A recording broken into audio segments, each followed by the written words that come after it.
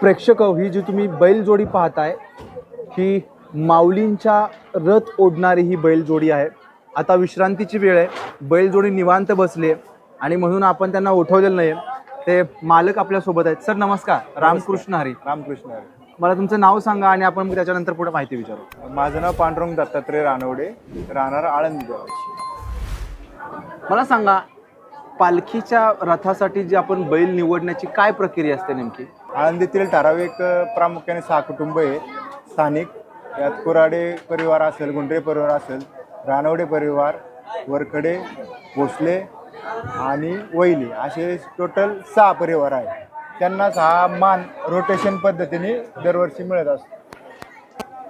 बर, आता ह्या बैलांची एक विशिष्ट शरीर रचना आहे, एकदम धाड दिप्पाड बैल आहेत, तर त्याबद्दल काय सांगा? आपले जो माऊलीचा पालखीचा जो रथ आहे, जेवढा सुंदर रथ आहे तसाच तो भक्कम आणि वजनदार पण आहे। आणि पूर्ण साधारण किती किलोचा रथ आहे वगैरे काय कल्पना? रथ आता यावर्षी संस्थांनी साधारणतः 1 टनाचा बनवलेला आहे, पण त्याच्यात पालखी वगैरे धरून आमच्या अंदाजे 2 टन ते 2200 किलो पर्यंत त्याचा वजन जात असेल। बर बर, या बैलांचा सराव व्यायाम कशा पद्धतीने केला जातो?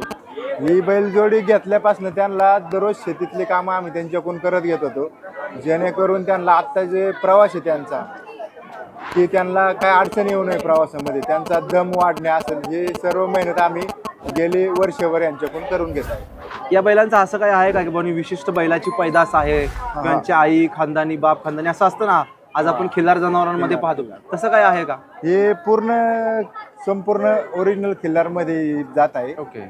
आणि दिसायला तसेच शिंगात, वशिंडात, बाशिंगात ही रेखीव रेखीवपणा। ओके। आणि यांचा रोज खाद्य खुराक वगैरे कसं काय असतं?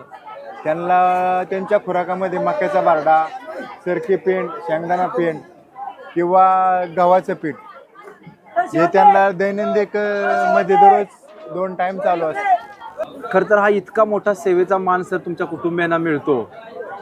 लोक हजारो किलोमीटरची वारी करण्यासाठी येत असतात आणि तिथे तुमचे बैल जोडी असते, ज्याला आपण नंदी म्हणतो, काय सांगाल याबद्दल?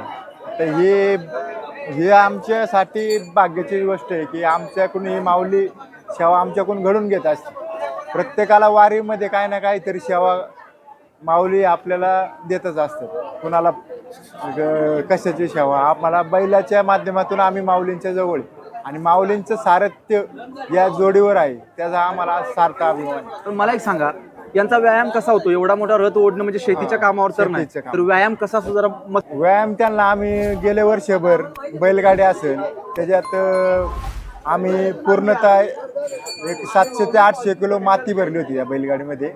आणि दररोज सकाळचे 3 तास, संध्याकाळचे 3 तास आम्ही आमच्या शेतामध्ये पूर्ण राऊंड मारत असेल। आणि त्याच्यानंतर जे शेतीचे कामं आहेत, कुळव पाळी किंवा ऊस फोडणी, बांधणी, ही सर्व कामं आम्ही करून घेतो त्यांची। त्यामुळे त्यांना आज जे एवढा प्रवास त्यांनी आज पुणे असेल, दिवेघाट सारखा अवघड टप्पा असेल, तो अगदी आनंदाने आणि सहजपणे त्यांनी यशस्वीरित्या पार करून आज आपल्याला इथं वाल्ह्यामध्ये ही जोडी दिसत आहे। शेवटपर्यंत हीच बैल असतात? आता ही शेवटपर्यंत हेच जोडी असणार। ओके। आता मला सांगा, हा जवळजवळ 2 टनाचा हेच म्हणताय, रथ म्हणताय, हा ओढण्यासाठी त्यांची प्रॅक्टिस मध्ये काय तुम्ही जास्त वजनाचं ओढून वगैरे घेता का त्यांच्या? हा घेतलं ना, सुरुवातीला शेतीमध्ये आम्ही जवळजवळ 1 टनापर्यंत तिथं आम्ही दररोज बोजा टाकून त्यांना सराव देतो। त्यामुळे त्यांना आज काय अडचण आली नाही प्रवासामध्ये। येस येस, तुम्ही सविस्तर माहिती दिली त्याबद्दल खूप खूप धन्यवाद। अशाच महत्त्वपूर्ण माहिती आणि ज्ञानासाठी दयावेळेला सबस्क्राईब करा। तुर्तास मनपूर्वक धन्यवाद।